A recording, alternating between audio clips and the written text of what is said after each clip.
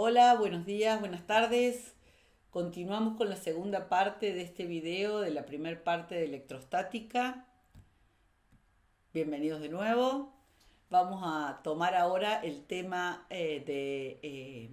básicamente nos vamos a centrar en la integral de Gauss y en las aplicaciones para calcular campos eléctricos con distribuciones de carga con simetría. Y para eso vamos a utilizar un PowerPoint de la misma manera que en anteriores ocasiones, que nos va a guiar en el desarrollo de estos temas. Por supuesto que el material de referencia en cada caso está indicado. En este caso es el capítulo 4 de las lecturas del MIT y también el capítulo 22 del libro que estamos tomando como referencia. Entonces, recordamos los objetivos que teníamos para estos temas. Es muy importante tener en claro cuáles son los objetivos, porque de alguna manera es lo que nos contextualiza en para qué estamos estudiando algo o por qué estamos haciendo algo. En este video vamos a introducir la ley de Gauss en su forma integral. La ley de Gauss relaciona el flujo del campo eléctrico a través de una superficie cerrada con la carga neta dentro de la superficie. En una segunda etapa vamos a utilizar esta relación para calcular el campo eléctrico en ciertas distribuciones de carga que tienen un alto grado de simetría. Vamos a decir entonces, lo primero que vamos a dar es el enunciado cualitativo de la ley de Gauss, que dice que el número neto de líneas de campo eléctrico que salen por cualquier superficie que encierra cargas es proporcional a la carga encerrada en dicha superficie. Quedémonos con esto, el número neto de líneas de campo eléctrico que sale de cualquier superficie cerrada que encierra cargas es proporcional a la carga encerrada dentro de la superficie, a la carga neta encerrada dentro de la superficie. Este enunciado cualitativo luego lo vamos a reflejar o validar con un enunciado cuantitativo. Vamos entonces a decir que en este caso tenemos representado en líneas rosadas las líneas de campo eléctrico que nos da una descripción cualitativa del campo eléctrico. Para cuantificarlo tenemos que emplear la ley de Coulomb para calcular el campo eléctrico en cada uno de los puntos, cosa que podemos hacer y hemos visto anteriormente. Pero las líneas de campo nos dan una idea cualitativa de por dónde está la influencia sobre el entorno de la presencia de esas cargas ahí. Por otro lado, tenemos representado en el color ese medio grisáceo, verdoso, azulado, una superficie cerrada. Imaginémonos un globo que encierra esas cargas. Esa superficie cerrada divide el espacio en dos regiones. Una región interior y una región exterior. Una adentro y una afuera. Otra representación similar la tenemos en el esquema de la derecha, en donde, como vemos, aquí no tenemos una simetría, como reflejaba la anterior representación, que era un dipolo, sino que tenemos una situación en donde tenemos dos cargas positivas, o mejor dicho, duplicada la carga positiva, concentrada a la izquierda, respecto de la carga negativa que está puesta a la derecha. Y la superficie cerrada encierra las dos cargas. Vamos a decir aquí que la carga neta dentro de la superficie cerrada dentro de la izquierda sería cero si las cargas son iguales. Mientras que la carga neta de la superficie que está dentro de la superficie cerrada a la derecha sería 2Q menos Q, o sea Q. Bien, perdón. Entonces, vamos a definir ahora el flujo. El flujo es una propiedad de cualquier campo vectorial referida a una superficie hipotética, que puede ser cerrada o abierta, ¿verdad? Es una magnitud que ustedes ya han utilizado. El flujo eléctrico particularmente es una magnitud matemática que relaciona el número de líneas de campo eléctrico que atraviesa una superficie o que nos permite relacionar el número de campo eléctrico, el número de líneas de campo eléctrico que atraviesa una superficie. Entonces, definida esa magnitud de flujo eléctrico matemáticamente, podemos decir que, por ejemplo, si nosotros tenemos un campo eléctrico E que atraviesa en forma perpendicular a una superficie, el flujo eléctrico va a ser el producto escalar de E por A. En este caso, como los vectores son paralelos, el vector área con el vector campo eléctrico, ese producto escalar o el producto punto se traduce directamente en el producto de la magnitud E por la magnitud A. Mientras que cuando tenemos un ángulo distinto de cero, o sea, o aparece un ángulo θ entre los vectores campo eléctrico y el vector área,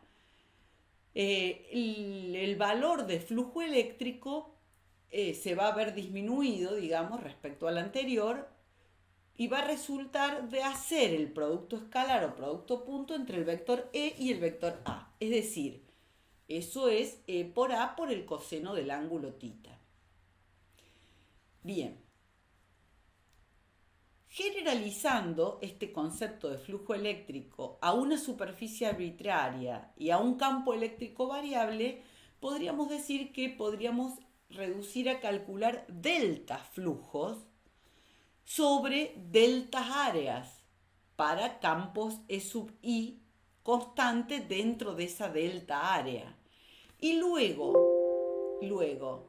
vamos a calcular el flujo total como el límite para los delta áreas tendiendo a cero de la sumatoria de todos los delta flujo. Es decir, el flujo eléctrico vamos a representarlo como la integral sobre toda la superficie cerrada en este caso, que es la que nos interesa, del producto escalar del vector E por el diferencial área. Flujo total a través de la superficie.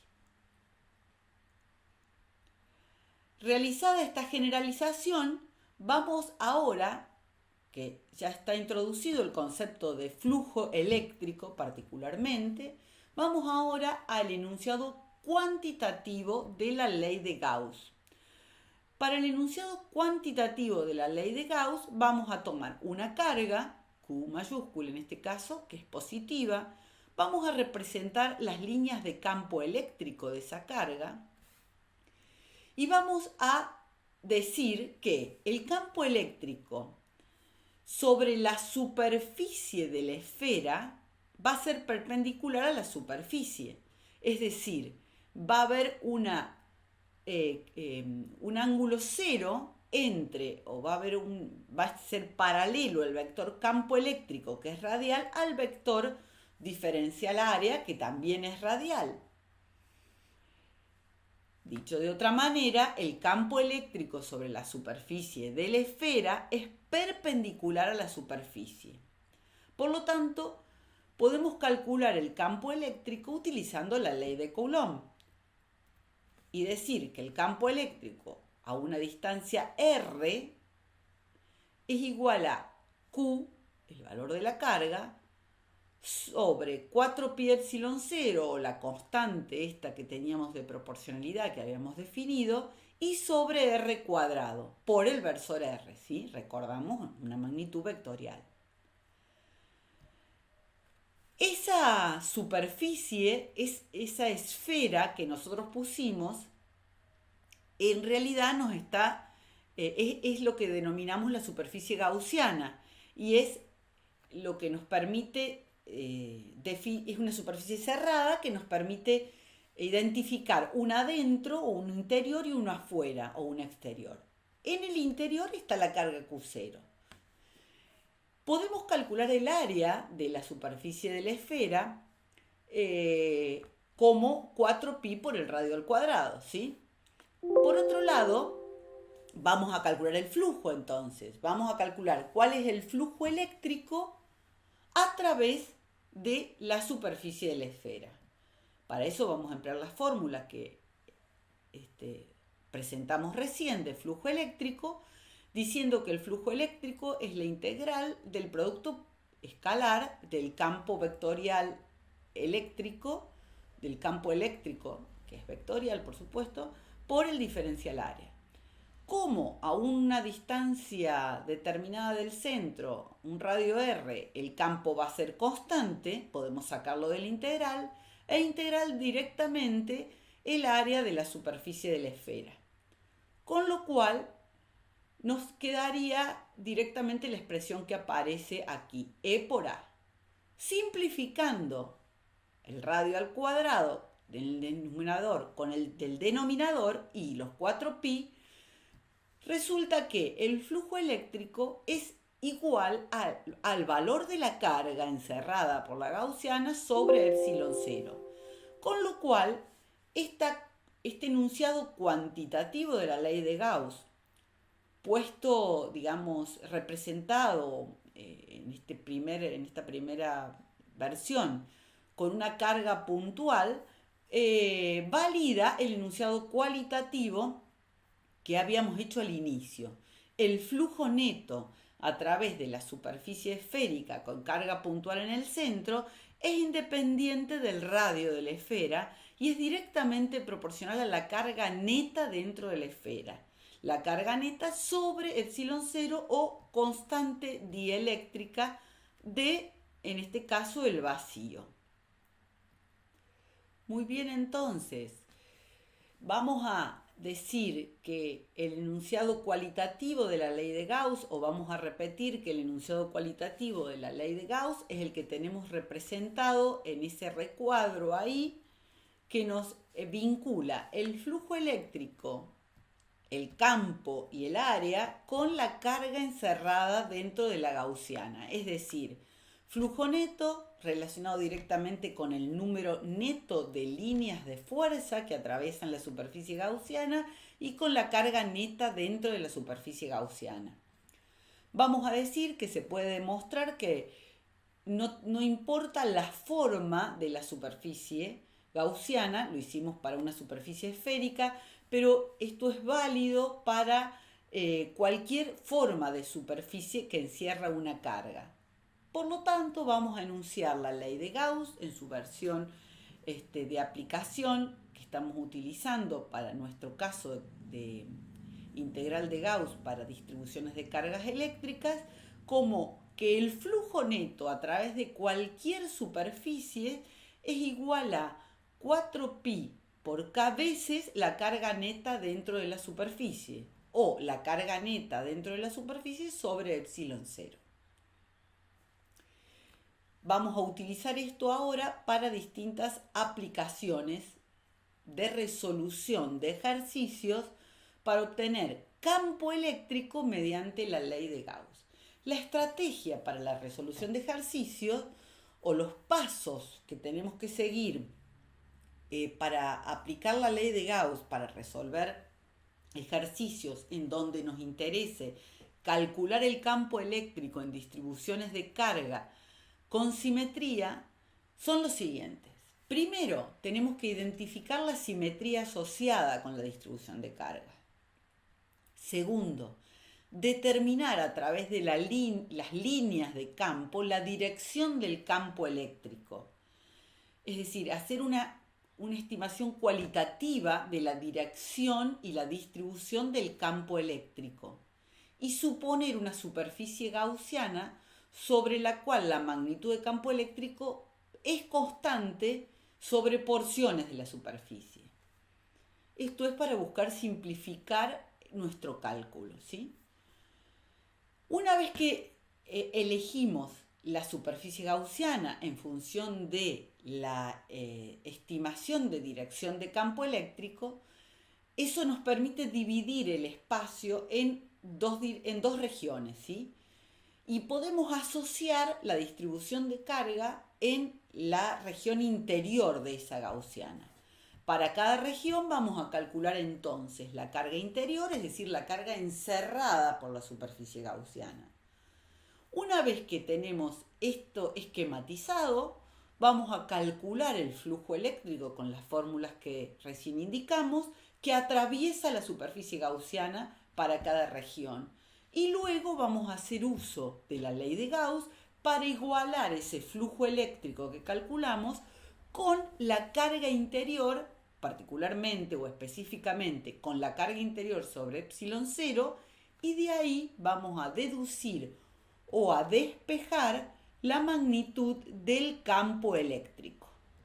Muy bien, entonces, siguiendo esta estrategia y estos pasos sistematizados, vamos a utilizar este procedimiento para hacer de una forma sistemática nuestra resolución de ejercicios. Decíamos, la aplicación, primera aplicación que vamos a hacer, es sobre un conductor de longitud infinita uniformemente cargado, en donde tenemos que definir o considerar lo que sería la lambda, que es la densidad longitudinal de carga, que se va a dar en coulombios por metro.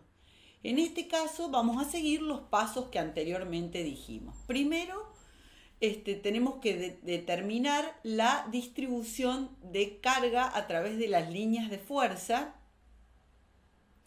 Y entonces vamos a mirar, como decíamos, la distribución de carga. En este caso sabemos que es un conductor que en este caso está como entrando a la pantalla, ¿no? Con distribución uniforme de carga.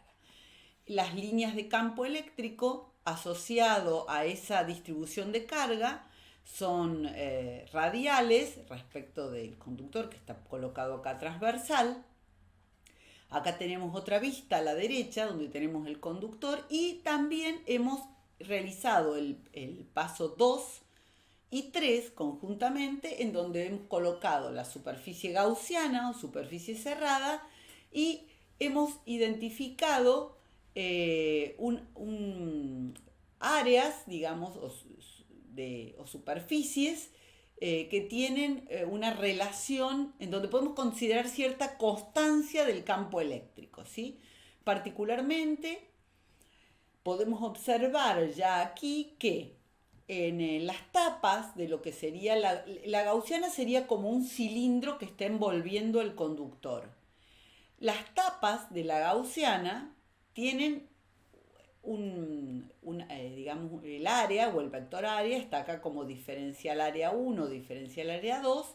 Vemos que es perpendicular el vector área al vector campo eléctrico. Es decir, no hay líneas de campo eléctrico que atraviesan el área. Tenemos un ángulo aquí, un ángulo θ de 90 grados, el coseno de 90 es 0, o sea que ya ahí podemos ver que en esa situación el flujo por esa parte de la superficie gaussiana va a ser 0. Mientras tanto, en el lomo del cilindro lo que tenemos es que hay un paralelismo, un ángulo 0 entre los vectores área que consideremos y campo eléctrico.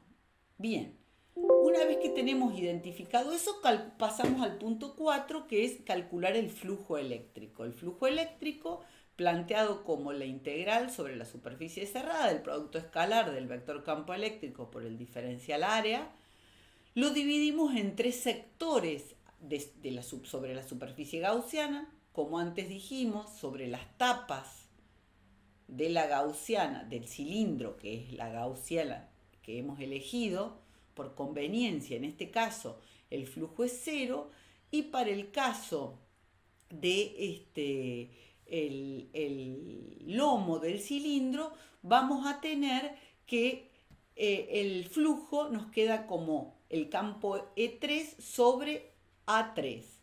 O sea, sobre un valor de campo E que va a ser constante porque va a estar a una distancia equivalente del conductor por el área A3 del lomo del cilindro, que va a ser 2pi por R, que sería el perímetro, por la longitud del cilindro que hemos tomado de gaussiano, la longitud de la gaussiana. Recordemos en este punto que nuestro interés está en qué? En obtener el campo eléctrico que genera un conductor de longitud infinita uniformemente cargado.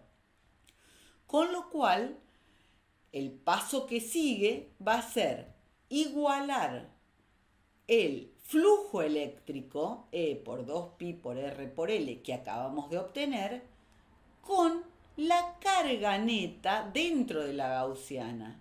Y la carga neta dentro de la gaussiana va a estar dada por la densidad de carga por unidad de longitud por la longitud L que nosotros hayamos elegido para nuestra gaussiana de análisis.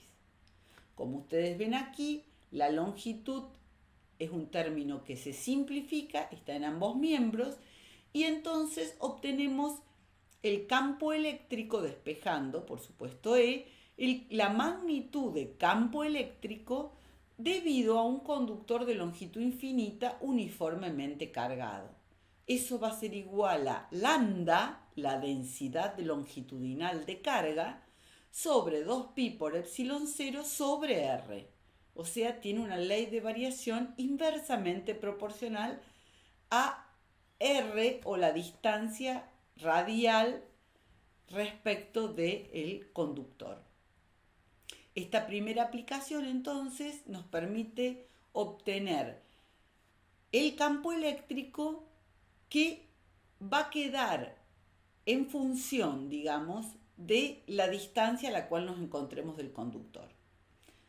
Conociendo la distancia r, podemos calcular el campo eléctrico para ese conductor cargado con una determinada densidad longitudinal de carga.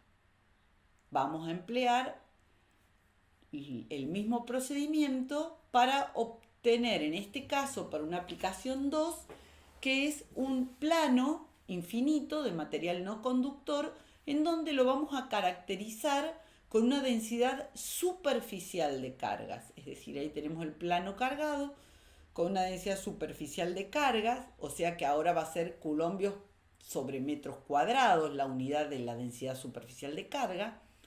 Hacemos el primer paso, que es asociar las líneas de campo eléctrico. Para eso podemos utilizar, digamos, y demostrarlo mediante la ley de Coulombio, que las líneas de campo eléctrico en un plano van a ser líneas perpendiculares al plano, que salen del plano si el plano está cargado con cargas positivas, que entran al plano si el plano está cargado con cargas negativas. Les recomiendo que revisen eso dentro de las aplicaciones de la primera parte de Coulombio para poder llegar a esta estimación de líneas de campo eléctrico asociados a un plano, a una distribución superficial de cargas. El paso 2 y 3 consiste en elegir una superficie gaussiana, de tal forma que facilite esto de encontrar luego el flujo, relacionando los vectores campo eléctrico con área. Nuevamente, la superficie gaussiana vuelve a ser un cilindro.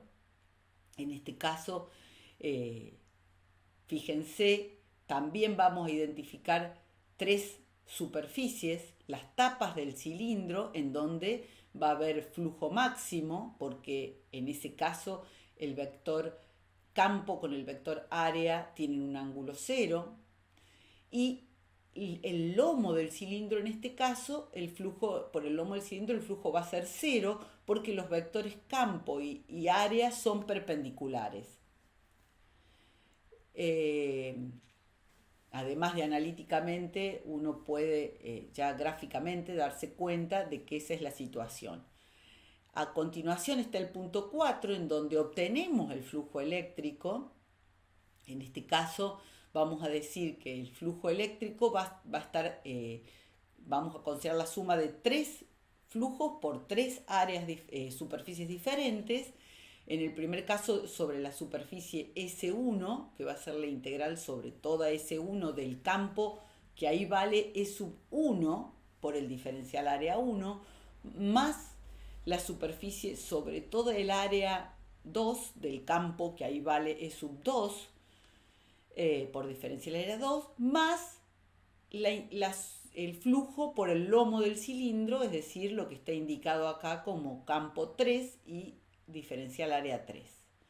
Luego vamos a detectar que a una distancia determinada E sub 1 va a ser constante por el área 1, que también puede ser constante, o sea, va a ser constante o va a ser un valor determinado.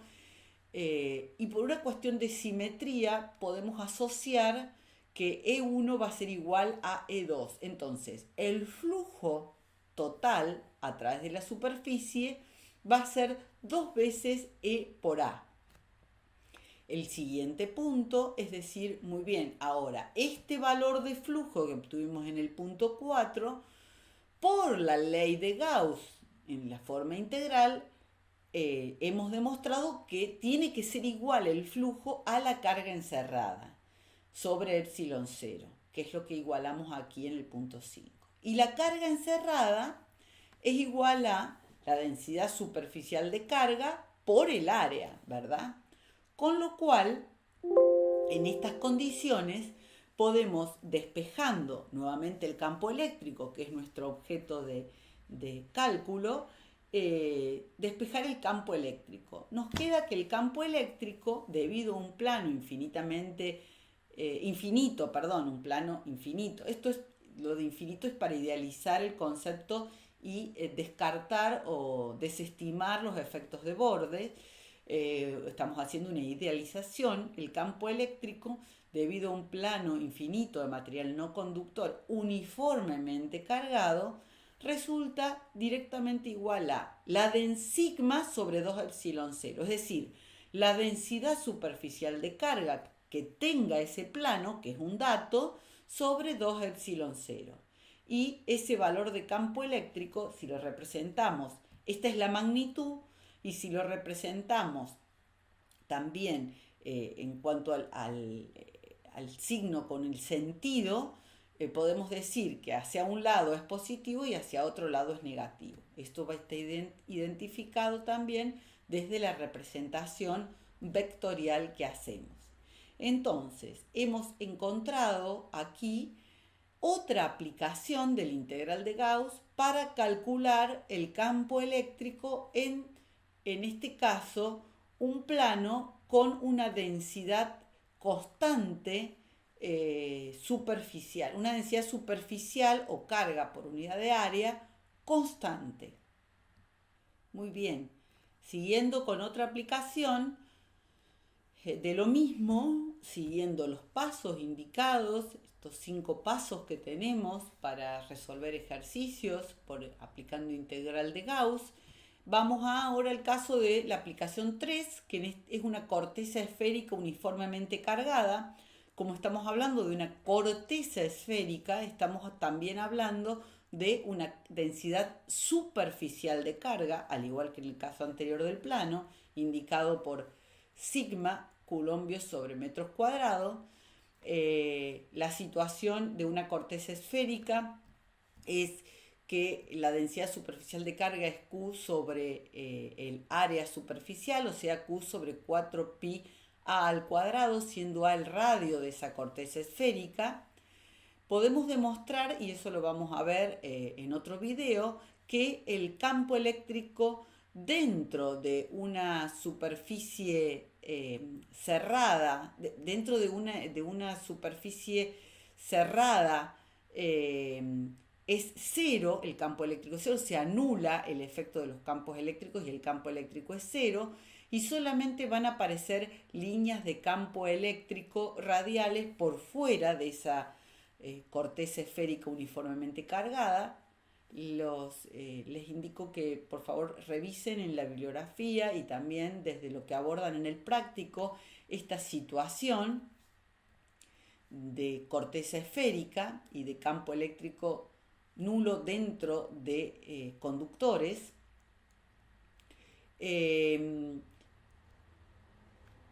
Entonces, si seguimos con el paso 2 y 3, que es el elegir una superficie cerrada o una superficie gaussiana para poder calcular el flujo a través de esa superficie, en esta situación podemos contemplar 2 casos. Una es la superficie gaussiana interna, o sea, con un radio menor al radio A de la corteza esférica.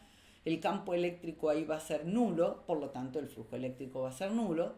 Y en el caso 2, donde el radio es mayor o igual a ese radio A, la superficie gaussiana acá está indicada por líneas de punto, y podemos decir que la carga encerrada dentro de la gaussiana del caso 2, o sea, para un radio mayor a A, que es el radio de la corteza esférica, va a ser la carga total, Q.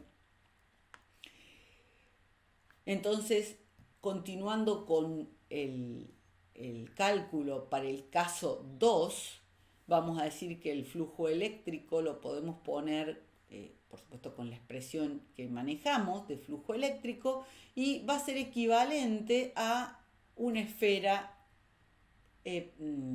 a una carga en el interior de la esfera, porque toda la carga encerrada la podemos hacer equivalente a una carga Q concentrada, si estamos a una distancia determinada del centro, con lo cual el campo eléctrico, despejándolo directamente de la expresión 4 en el punto 5, el campo eléctrico asociado a una corteza esférica uniformemente cargada va a ser igual para radios mayores al radio A de la corteza esférica a el campo eléctrico que genera una carga puntual en el centro de nuestra gaussiana. Entonces, el campo eléctrico debido a la corteza esférica va a ser Q sobre R cuadrado, por supuesto por la constante K sub E, esta constante electrostática que definimos anteriormente, que es 1 sobre 4 pi epsilon 0, pero a partir del radio A. Para radios inferiores a A, el campo eléctrico va a valer 0. Entonces, en el punto 5 hemos obtenido el campo eléctrico y, en todo caso, la ley de variación del campo eléctrico de una corteza esférica uniformemente cargado con una densidad de carga sigma de tantos coulombios por metro cuadrado. Otro caso de interés es el de una esfera una esfera no conductora con carga uniformemente distribuida.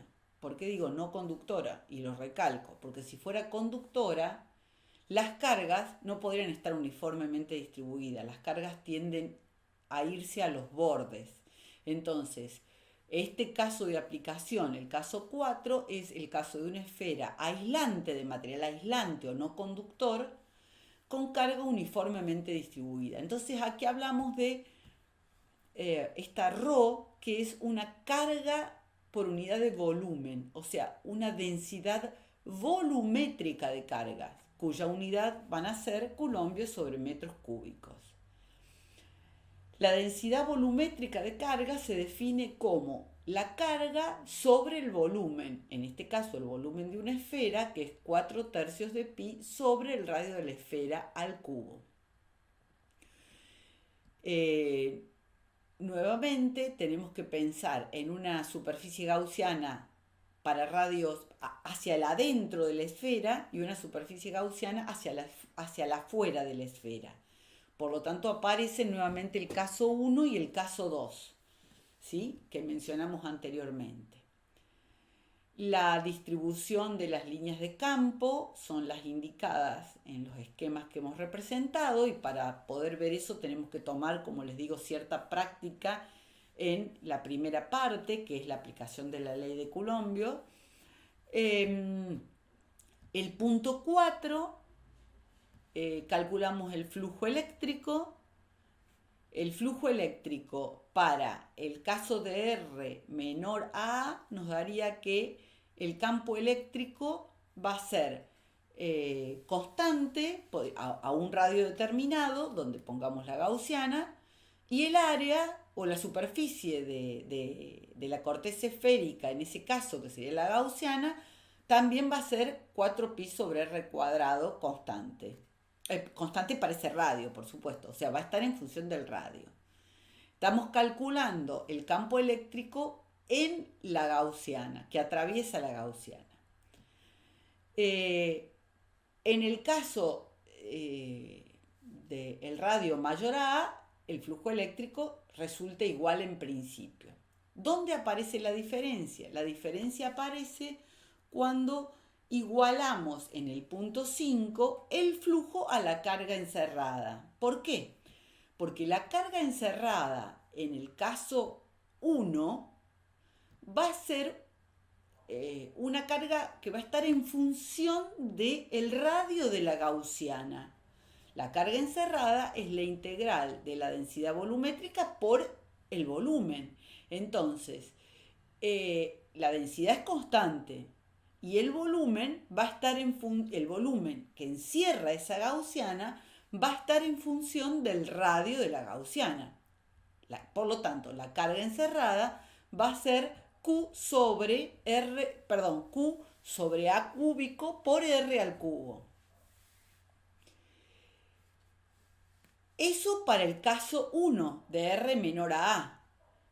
Para el caso 2 vamos a tener que cuando ya la gaussiana está por fuera de la esfera, ya va a estar encerrada la carga total de la esfera, ¿sí? Que la carga total de la esfera corresponde al caso en que el radio es A, con lo cual la carga encerrada es directamente Q mayúscula. Yendo entonces al punto 5, igualando la fórmula de flujo eléctrico, E, que obtuvimos de aquí arriba, E por 4πr cuadrado, con la carga encerrada sobre epsilon 0, podemos despejar el campo eléctrico para R menor a A, quedándonos en función lineal, con una función lineal o proporcional a R. Y el campo eléctrico para el caso 2 del radio mayor a, en donde nos aparece una ley de variación inversamente proporcional al radio cuadrado y equivalente al caso de una carga puntual concentrada si estamos en radios mayores al valor de A, que es el radio de nuestra esfera no conductora con carga uniformemente distribuida. En definitiva, el campo eléctrico, debido a una esfera uniformemente cargada, sigue dos leyes de variación diferentes.